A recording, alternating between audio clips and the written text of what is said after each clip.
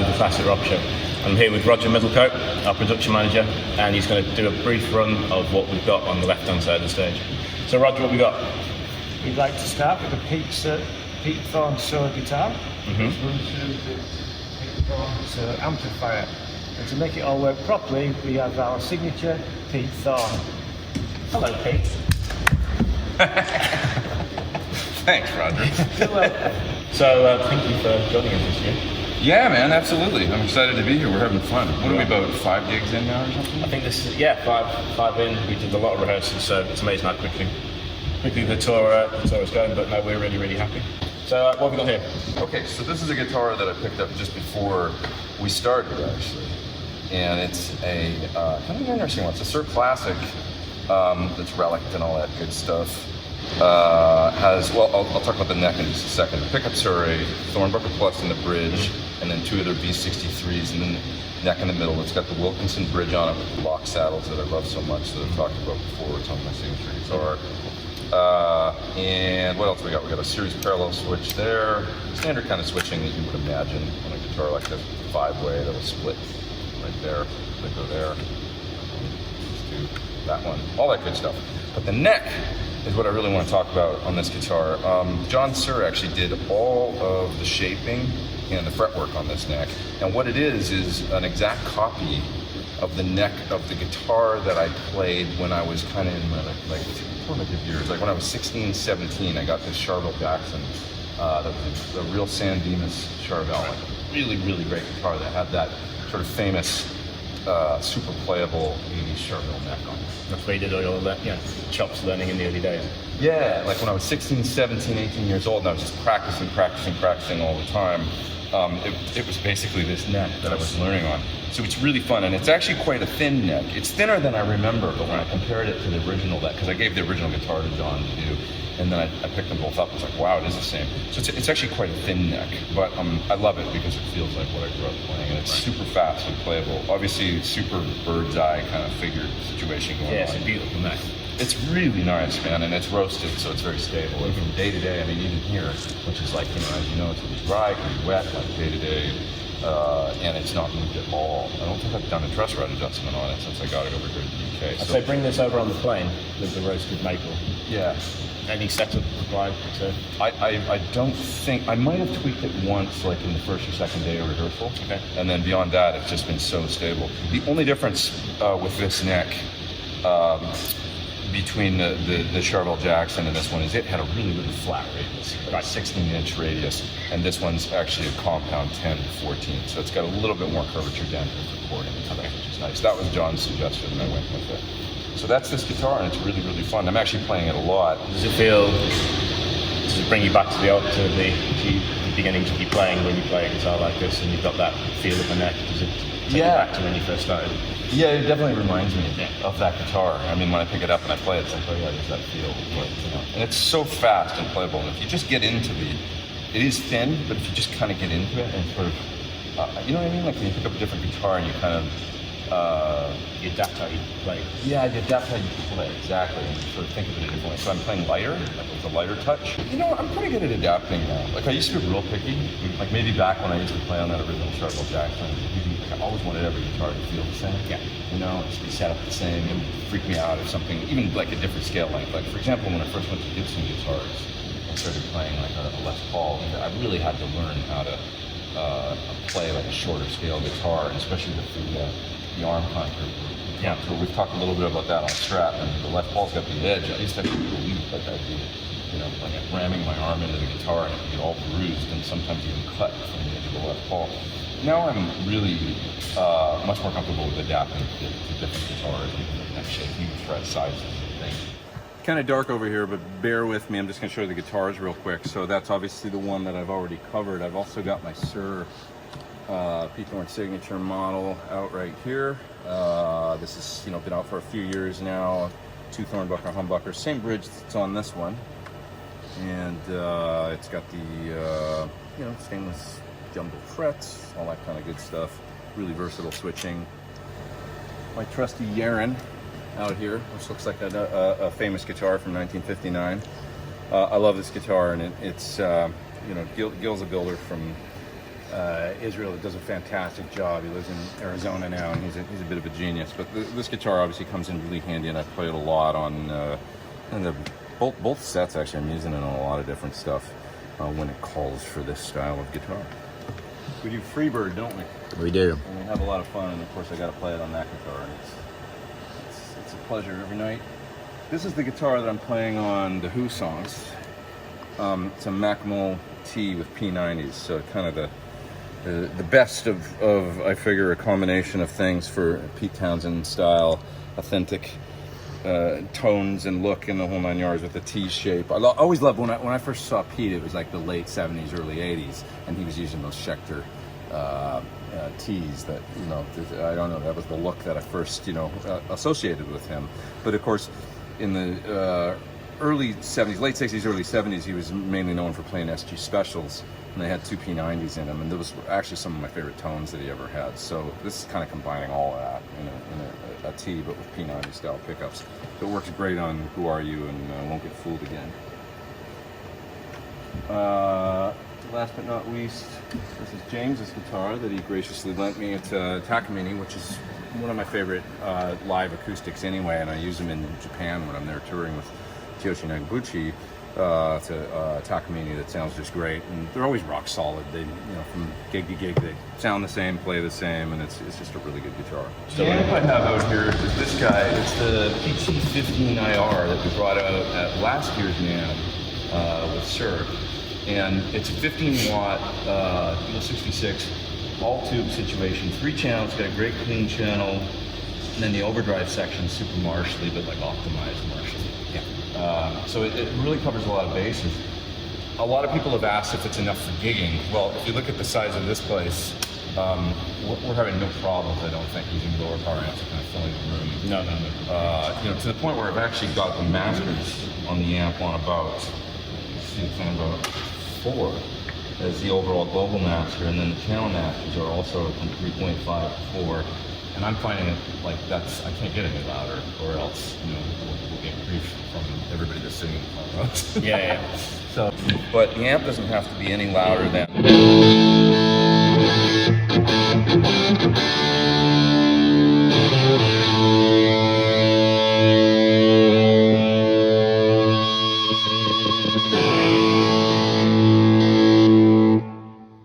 So yeah, so I don't believe the amp actually needs to be any louder than what I've got going here right now, which is really just kind of like minimal stage volume, I feel like. Just kind of balanced. It's loud, but it's comfortable. It's not, yeah, and I can still get the feedback.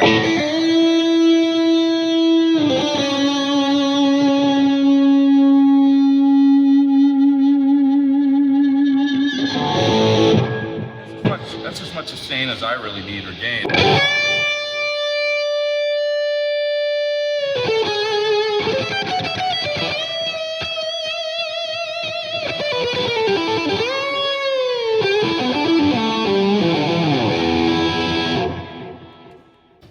So, and if I go between the 3 channels of the amp, so how are you using the 3 channels with the Classic Rock Show? How are you using them to create? Well, it's a great question. Like, so if I'm playing anything from, let's say this sound, which is a sound I use, I would use the Les Paul guitar for this, but like the Freebird.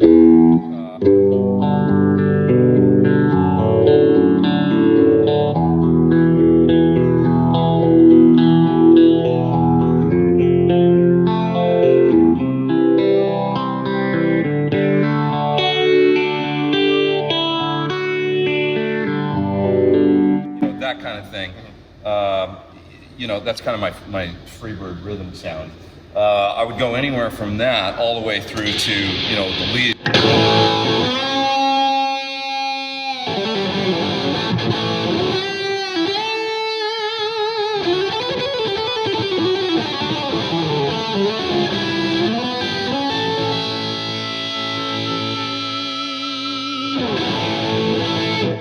That's absolutely like maximum gain. You know, I'm running an overdrive. That's switching over to channel 3, the lead channel. Yeah. And it's actually, I've got an overdrive in front, but it's just adding a little bit of gain.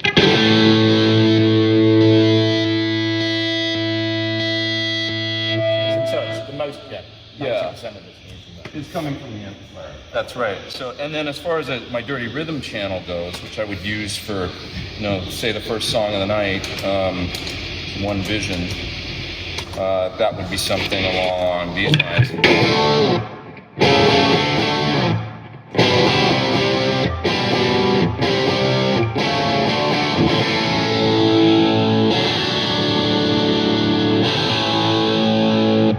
So that would be my core kind of dirty rhythm tone, and then I can control that using the volume control on the guitar. Yeah. I'm backing you up on white room, and so the sound I would use would be something like that same tone, but using the position 2 on this guitar and then rolling the volume down to 8 or 7.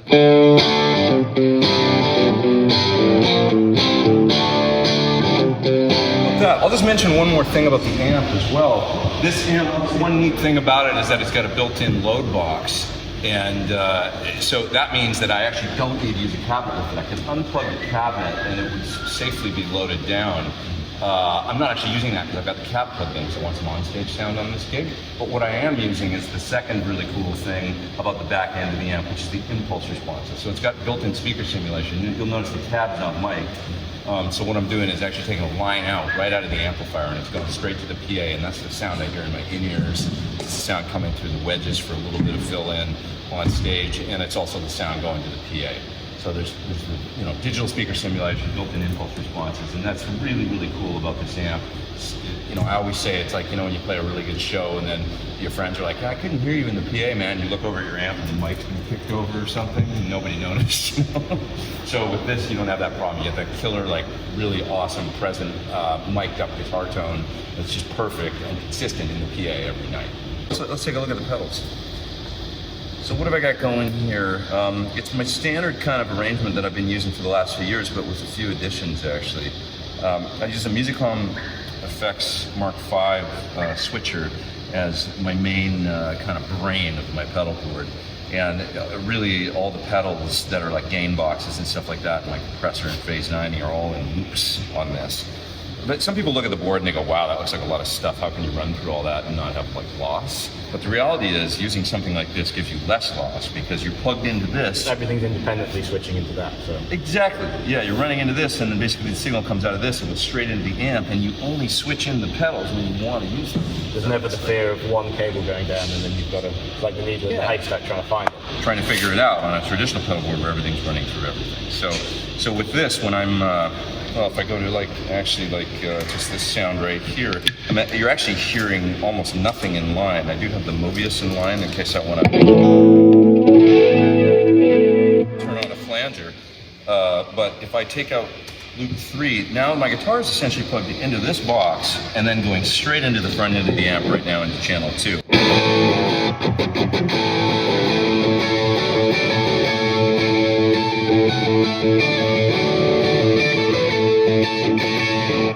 That's what's happening there. And if I want to switch in anything in line, I can easily do it now. So in other words, you can see all the pedals are on.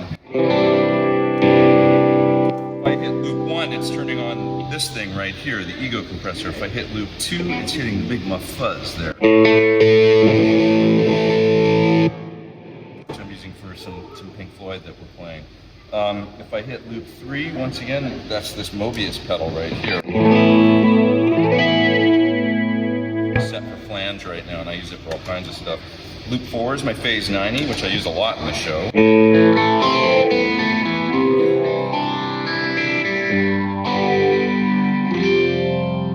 Loop 5 is the Archer overdrive back there, which is like my solo boost. 6 is that Wagner ecstasy pedal. We're doing some Who in the set. So.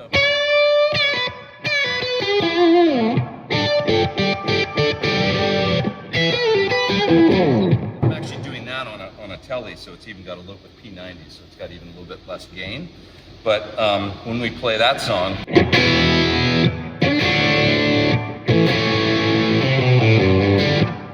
that's the sound that I'm using for Who Are You and for Won't Get Fooled Again, but it's on a Mac Multi. So how would you feel that using that pedal versus just using channel 2? Yeah, what exactly. What does that pedal give you that maybe it will give you a little bit extra? It's a great question. If I go from one sound to the other, this is channel 1 on my amplifier, which is normally quite clean. If I go here, I can turn off the pedal and show you what it sounds like on and off.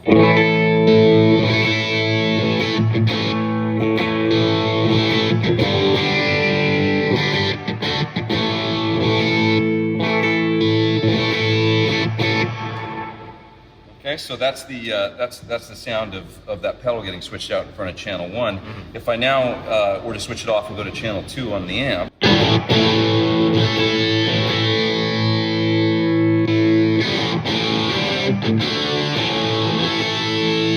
here when I go to channel 2 and I switch there, it's a little bit more raw, a little bit more distorted, a little bit brighter. So it's like, I don't know, it's 70% or 65% the amount of gain. Yeah.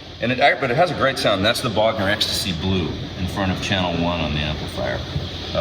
And I find that's just a terrific pedal if you want to get kind of like a low gain sort of Marshall-y meets high watt. It just does a really, really terrific.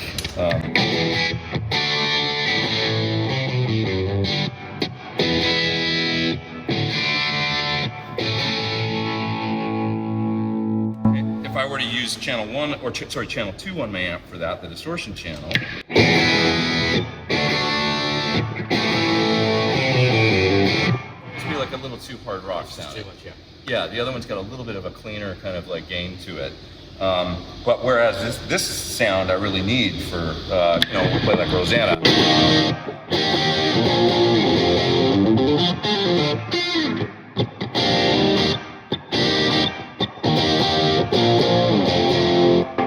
Having that kind of gain for that, when it gets a little later in the 70s, a little more 80s, it works good for AC/DC and for getting into some Van Halen stuff and all that. So, because I don't know what your view is, but a lot of these tones that we're trying to recreate were effectively they were just old amps turned up really, really low.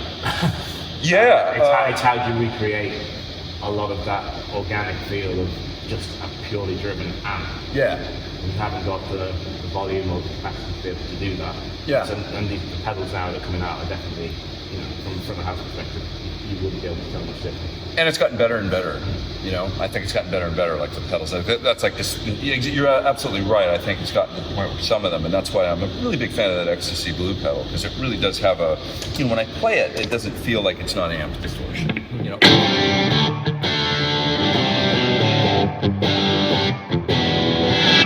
Have like a tube screamer quality to it or anything like that. It's got much more of a distorted kind of Marshall or high watt.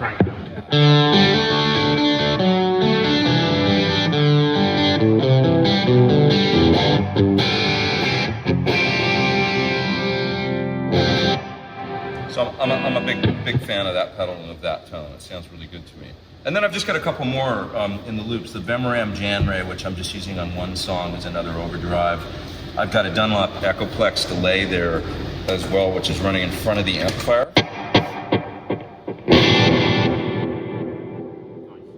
So it's got that warm, degraded kind of, distorted quality to it. So that's in front. And then one of the last things that I'm using, which is actually really, really cool, Peter Clinch from Australia makes this Echoplex preamp, the EP Pre. And that's kind of a big secret when I'm doing the we play Eruption in the set. So that's the tone that I'm using for that, and it's even got the hits. But it does this great thing to the front end of the amplifier. If I switch off the phaser and if I switch off the EP Pre right now, and you just listen to the amp, and then I'll turn on the EP Pre.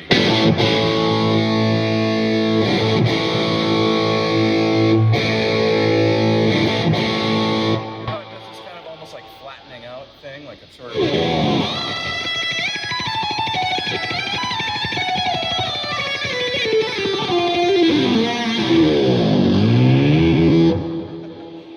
so that's the tone I'm using for that. Great. Was it great fun learning all this material? Oh, I love it, man. I mean, it's kind of like the hobbies part, like going back to when we were kids, right? Like learning parts, and trying to get inside, like, how's he doing that? I used to, slow things down on like a 4-track tape recorder, like a Tascam. That's how I had a 3 3/4 and 1 7/8 speed or something on it.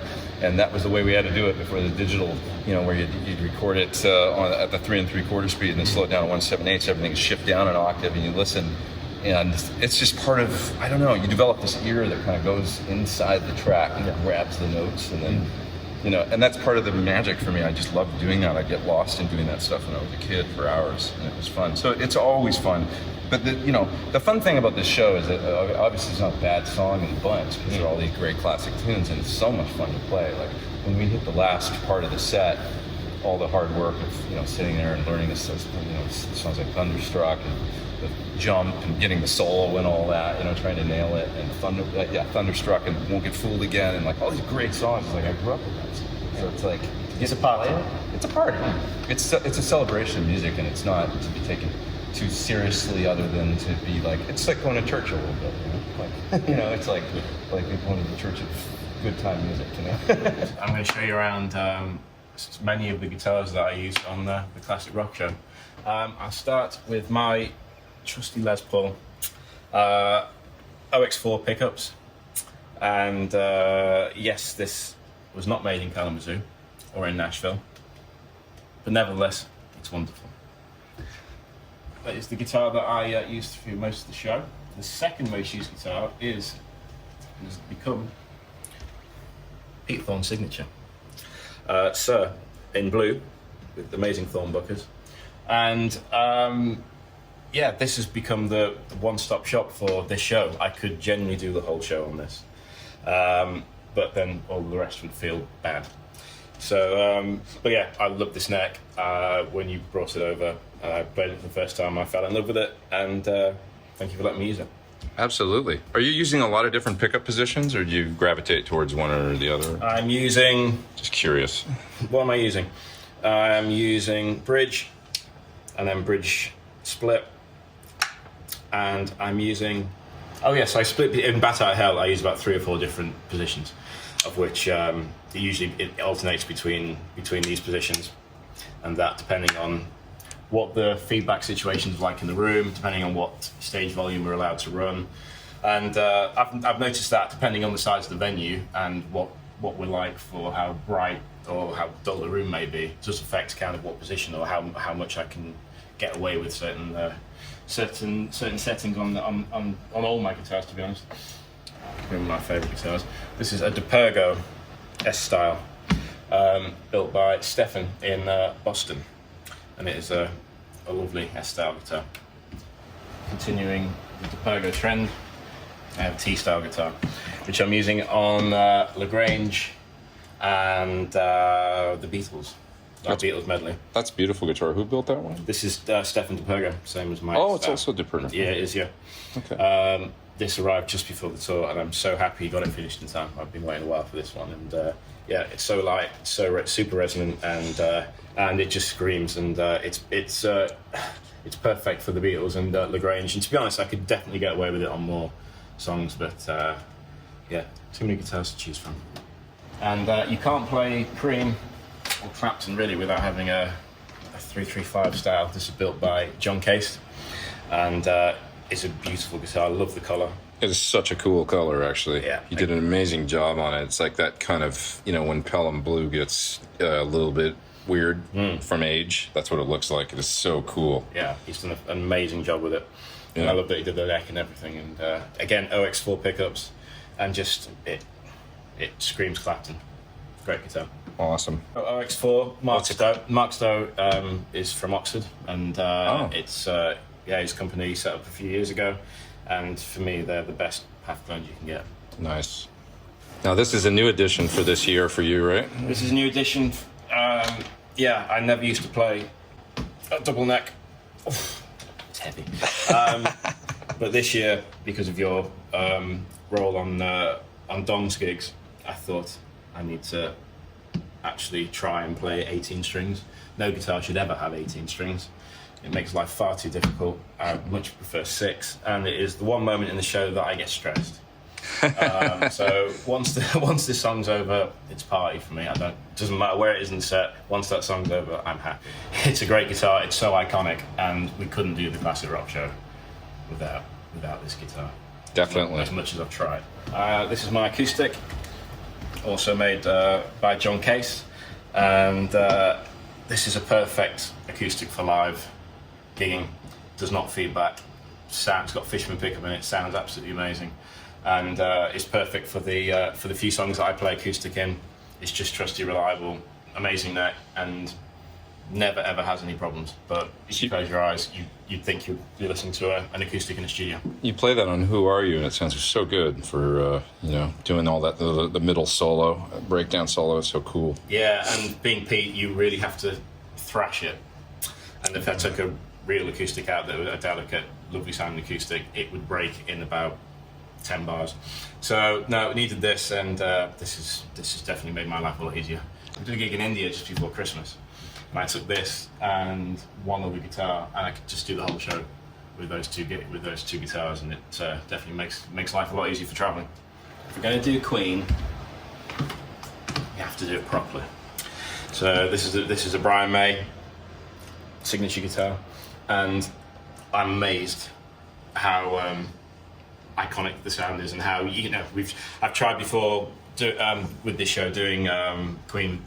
And only more recently did I get this, and it really is just taken observation to doing it to another level. Yeah, there's just something amazing about his signature guitars that really, if you're going to play Queen, you've got to have it, and we do too in this show. So it was a great excuse to get this, and it's definitely taken our versions of our Queen tracks to another level. So I am running a Groove King by Cliff Brown at 633 Engineering, a fantastic amp, running through 4x10, the Celestian BT. Okay. And is that a local builder to you, right? Like he's somewhere in northern UK? Is that Yeah. He's in the north of the UK, and we became friends. And he is a big fan of the show, and it's very, very, very versatile amp, and it's definitely gotten me out of many a bad situation on tour. It's pure tone. Wow, and I'm very, very happy to be using this amp. So is it like a 6V6 or 6L6? 6L6, I'm going to say. 6L6. Okay, cool. Check that, but I'm 90% sure it is. And it's just a single channel design, right? So Yeah, single channel design. Dial it in and get most of your overdrive from pedals and stuff. Yeah, I get it to a cranked dab sound, and I've gone through the battle over the years of trying to find running multiple amps clean and then dirty, and then purely just one tour just purely on an Axe effects, and then the journey that we always go through trying to find the ideal situation. And this year I'm really settled on my one channel amp. I've got it to a level that I love. We've always struggled with on-stage volume, as we were talking about before, with the PT15. Yeah. And this year I've gone through everything with having the cabs in flight cases at the back mic'd up so I could properly crank the amps, and that sounded great, but you just didn't have the feel. So this year I'm actually running through a Boss attenuator, the first time I've ever done it. Yeah. And I'm really surprised how I got this just before the tour. So I was still learning it, but pretty much head goes into the attenuator and then back to the speaker, and you run it as a master volume. And we all know when we start messing with master volumes and volumes on amp, especially on single channel amps, it starts messing with the gain structure, and I've got it set at such a level that I'm really happy with. I didn't want to touch it. And the main thing that I'm happy about is that front of house I'm happy with it, which never usually happens, because the last couple of years, as I say, we always get the face on the front row of ooh. Well, the nice thing is we've gotten to the point now with this technology where you can get, as we were saying with the PT15, too, like a reasonable amount of volume, but it's not overpowering, you're not out of control, and it sounds great, and everybody's happy. You know, that point. Like today, we were even at sound check talking with the front of house, and he was saying, "Yeah, I think it's okay. It's right." And we were saying, "Well, I'm happy to turn down more if you want me to." And he was like, "It's good," and that's a nice place to be as a player and working at front of house. And then I guess you can also, because I know you were experimenting today, you can also experiment with the speaker simulation going to the PA as opposed to miking the cab, because the boss has that in it too, and you were playing with that. Yeah, it's the first time we've tried to do that. I'm very much used to miking cabs, and we had a bit of time this afternoon, and say when Monitors was A-Bing between the cab sims and the mic, it really is difficult to tell. Yeah. Did a really good job. It definitely deceives me. Yeah. So I'm not at a level yet where I'm completely comfortable that I'd put it out front, but over the next couple of shows, I'm sure we'll get there. But it's great because we you don't know yet, but we are going to some venues that are a lot smaller than this. Okay. And there'll be times where we'll have to turn our volume down quite significantly, which is, again, makes it a challenge. Some are glorified nightclubs, great venues. So this is where this kind of technology absolutely comes in handy.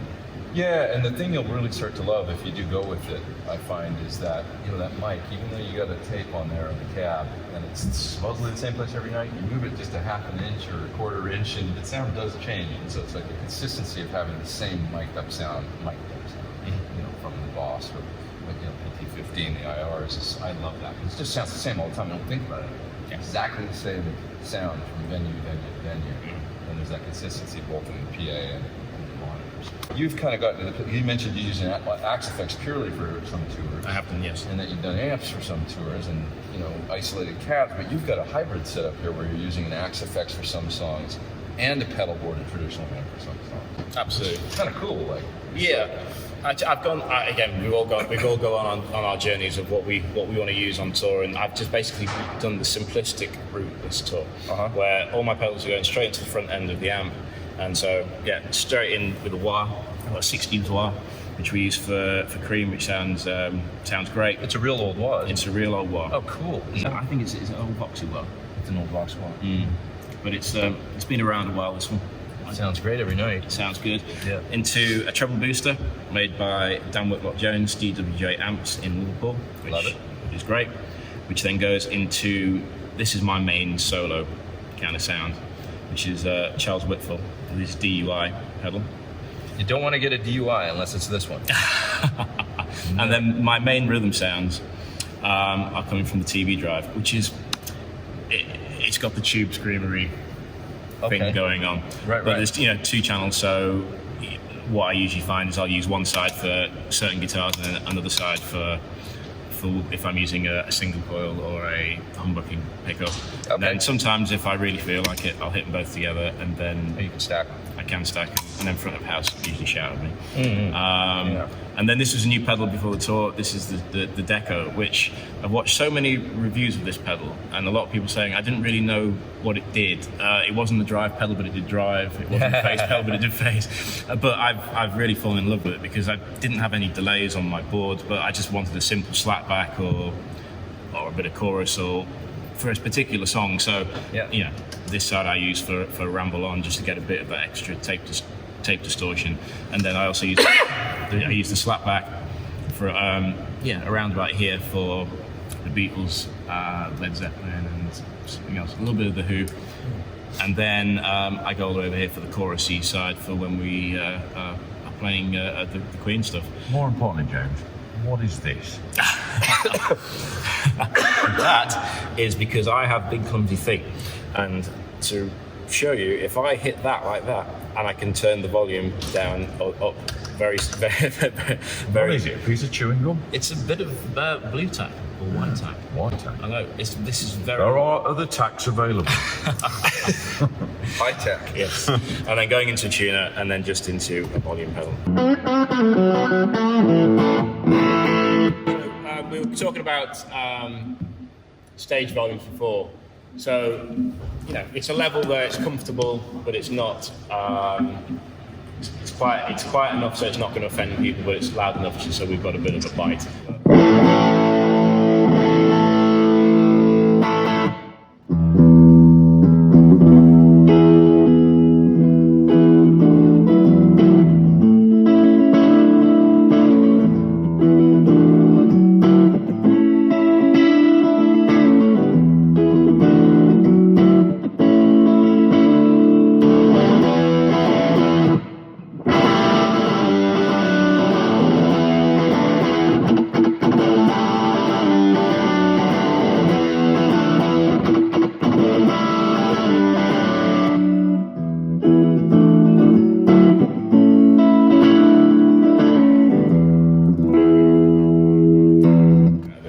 Well, and then when you need a more complex tone, like say when you're doing the end solo uncomfortably numb, I like your approach that you're like, you know what, I'm not even going to try and get that out of this setup. I'll use the axe effect.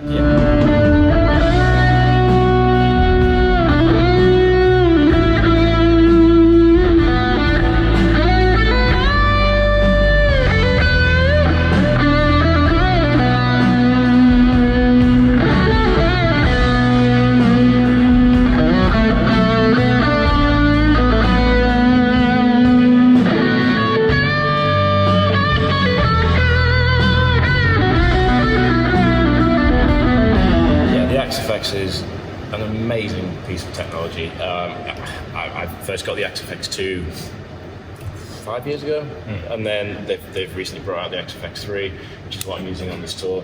And from front of house, it is unreal what this unit can do. And yeah, it was one of those levels where I thought, I'm not even going to try recreate what through the amp where I can just make my life easier. And so when we're playing Fleetwood Mac or even the Eagles, because I'm going through the 12, I'm using the double neck, in which, you know, for when you're playing Hotel California, you need the nice clean phasing sound for the 12 string, and then 2 different lead sounds and different levels per patch. Right. It's not too much. Just get 3 great sounding patches and just go between them, and that was the ideal for me. So I've got 2 leads. It's all independent. There's no A/B switching, and Dave, my wonderful guitar tech, just got to be on the ball and know which lead to give me. It's perfect, man. Yeah. And what pedal is this, James? The B pedal. The B pedal is the most important pedal of the show, because along with all the guitar playing, I control the screen and media. Man of many talents. My directing role in the gig to press that button at very specific times, so it looks like we're in sync with the music. And everything is done through our trusty laptop. I don't like having laptops on stage on rock gigs, but sometimes you just have to. And yeah, so we've just got our fantastic software QLab, which enables our videos to run. And there are some times in the gig I have to come on and need to turn things on and off when I'm not playing, which feels a little bit weird because it feels like I'm coming on for the applause. But I'm not. I'm not stealing a moment. I'm just pressing the button. Running the show. Yeah. More ways than one. Yeah. No, the media, as we were saying before, is a crucial part of the show, and it's they're the stars, the people who are on the stage in the background, and we're just here celebrating. So There you go. We're here with Wayne, bass player from Classic Rock Show. Please introduce yourself and tell us all about your illustrious history, which I've heard a little bit about on the bus at night, and it's pretty good. Okay. I'm Wayne Banks. Not to be, don't get it wrong, could be Bane. What is it? Bane what? Well, if you swap my first letters round. Bane Wanks. Oh. God, I'm a little slow today. I slept till 1 p.m. Yeah, so anyway, it's a very, you've got to be careful with my name, Pete. All right, so tell us all about, well, first of all, tell us about yourself a little bit, and how long you've been doing this gig for? I've been in this particular gig since, 2015 or 2014, 2015, something like that. And before that, I think you were playing with Robin Gibb. I played with Robin Gibb for 10 years. Wow. Yeah, and I played with Jolene Turner and Blaze Bailey, who was the ex-Iron Maiden singer. Yeah, sure. And who else have I played with? I played with the guy from Key Marcello from Europe. Oh, yeah. He's yep. a great guitar player, right? Who else have I done? Going all the way back, I was in a thrash metal band called Sabbat, who were kind of England's answer to Metallica back in the day. Wow. Around about 1991, when I was about 20 years old. Awesome. So you got a ton of experience. Yeah, I've been doing this far too long. Yeah. Man, Robin Gibb, I mean, How Deep Is Your Love is maybe my favorite song of all time. It's like one of the most beautiful songs I've ever written, I think. So. Brilliant song, yeah. Yeah, they were so good, those guys. I did that so many times on live TV. That particular song, that's the song I always want to hear. Yeah. Every time I hear it, I get absolutely shit scared. Because it's just like back in that moment when we did a live TV show, and I'm like, I know what you mean. Don't get it wrong. Yeah. we do Hotel California every night, and I have that exact same feeling, because with Dawn, you don't ever want to make I don't want to make a mistake. I want it to be, it's got to be up to that level, you know? You can't make a mistake on live TV, or else it's, well, even like just like playing with a guy like that, he's an icon. and you don't want to do it justice, right? Yeah, It's exactly, a yeah. work ethic. Exactly. Tell us about your rig here. You got a pretty straightforward pedal board, and you got on stage a nice little compact amp rig. Yeah, well, I'm an Ampeg endorser, and Yeah. basically, just for ease of transportation, instead of getting I love the 8x10 rig Yeah. with the classic head. Yeah. But I spoke to Dino from Ampeg, and I said, have you got a more portable version that will do more or less that sound? Yeah. Yeah. And so he came up with the idea of, well, he said two 2x10s, Okay. ran through this with the tube gain all the way off. Oh, makes okay. makes it kind of sluggish, and it sounds pretty much like an old tube amp. And we've got that mic'd up. We use a bit of that, and then I just run a normal pedal board. Most of my tones coming out of this Sans amp here. Okay. I just use one of the channels, and that's going to, as you see, direct to front of house. So they've got a combination of the mic'd Ampeg and the Sans amp. Cool. And they use whatever they want to use. Okay, so I've got obviously the AB box here. My main bass is the Precision. That's just on a wireless system going into this Sennheiser here from some Section A. Yep. I basically use that for 90% of the set, really. And this bass you've had since. I bought this when I was 18. Yeah. Wow. And it's had many a makeover. It's amazing. Yeah. At one time it had a trem in there, and it had double pickups with the double thing out. And Wow, when wow. I was 16 and wanted to be Billy Sheehan, doing all this. Yeah, you see that? I was wondering about that. do Like yeah. Billy's bass, yeah, right? Yeah, that's. Yeah, you know, yeah. He ruined this bass. Well, it still works, and you still make money with it every day. Exactly, yeah. So So now, and recently I've got the Badass Bridge on, and now I've got Seymour Duncan SPB ones in there. awesome. I'm using Rotosound strings. So this bass would be about 1978. 78. Wow. I remember now Yeah. that because we talked about it, but I had a 78 as well. And it Right. was a great bass. Yeah, I sold mean, it's it. really heavy. Man, mine actually wasn't too heavy because it was like lighter ash, but they Yeah. I don't know, something about the 78s. Cool. Yeah. It's cool. This is older, you said, isn't it? Something like that. What's that? Older, I think, is this one? This one's older. Yeah. Yeah. Tell by the grain. Yeah.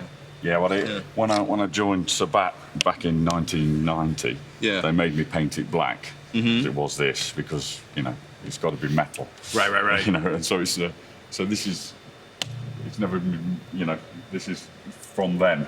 Yeah. You know? Yeah. So it's well used. So we do White Room by Cream. So I've got this real old Yamaha fretless, Yeah. which was one of the RBX ones, I think, which I've completely changed. Right. I've got some DiMarzio pickups in there. I've obviously Badass style bridge because I don't make them anymore, so it's kind of the closest I could get. And I bought this in Australia in 1996 for about a couple of $100. Wow. So it was nothing, but sounds great, and I've got flat wounds on that. Okay, The old, Rotosound jazz bass strings Nice. that sound really good with it. Cool, man. Yep. And then you've got a Cali 76 compressor, I see. And Yeah, a- so mainly all night I'm mainly running whichever bass I'm running through. Yeah. It's straight, obviously, through the tuner first because that works as a good mute when you need it to. Yep. And then straight into, I've got the old Billy Sheehan signature drive, which I use on the Who tunes Oh, great. to give it a bit more the amp whistle vibe. And the chorus I use sometimes on it's a really old Dodd chorus. I use that again for one of the Who tunes. Right. Everything I've got this on all the time. The Cali 76. Oh, do you? Yeah. Oh, okay. Which is really good because you've got this high pass filter here. So I'm not really compressing the bass so much. It's just more the high bit. Ah. And so it's very transparent. It's kind of hardly there, if you know what I mean. And that must be, because I'm pretty familiar with this pedal, but I didn't realize that the bass version, they have that on it. That must be really helpful so Yeah. that you can high pass keep the low end clean and compress the high end. Exactly, because I find that with I've used millions of compressors over the years, and the problem is you get it just squeezes the life out of the bottom end. Yep. You know, so totally it's, makes sense. Yeah. And then you've got a bass octave on there. Yeah, and that's just I'm not really using that on this gig, to be honest. It's in the loops, in the clean loop of the distortion, so I Okay. can put it on with that, Awesome. which sounds really nice.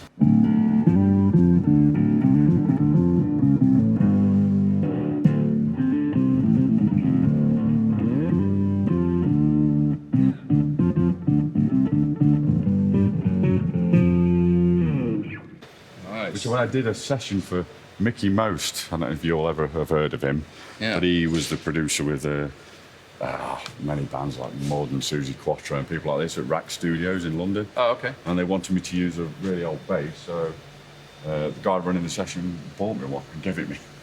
That never Wow. happens, does it? That's a So, good. yeah. That's a good situation. So I've got all the original parts, but obviously I put the badass bridge like I do on everything. Mm-hmm. But it is the original pickups, and we've got the foam here just to make the real. I'm trying to make it sound like a Hofner violin bass. Right, So so it's don't no sustain. Yeah, exactly. Awesome. Well, thanks for showing us your stuff. No worries. Yeah, I appreciate it. The cameraman has a question quickly. Go on then. Why'd you take your top off every night? Because I get warm That's a and good carried answer. away. Well, hey, I'm the new guy, but they let me do the outro in the video. Thanks for having me over here to become a part of the fun that is the Classic Rock Show. Thank you for joining us. It's great. It's great to play with you. Yeah, we're having to play with you. a good time every night. Well, you too, my friend. These guys are terrific dudes, and we just have a lot of fun every night. So, looking forward to the rest of the tour. 25 more shows. Come see the Classic Rock Show if they're in your neighborhood, somewhere in the UK. Hopefully elsewhere too. We'll take this elsewhere. So we want to go across the pond in the autumn. So that's the plan. That'd be awesome. So we'll see you in the States. Who knows, or elsewhere.